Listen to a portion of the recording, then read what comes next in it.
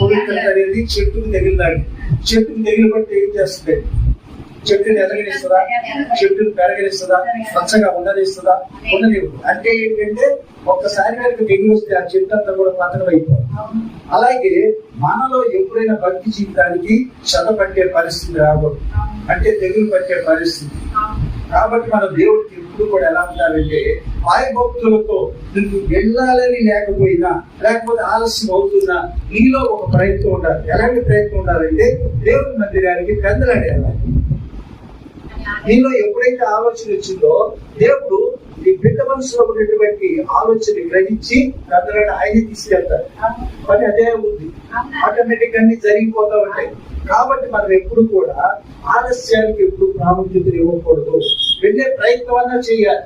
వెళ్ళే ప్రయత్నం చేస్తే దేవుడు ఒకసారి కాకపోయినా రెండోసారి అవకాశం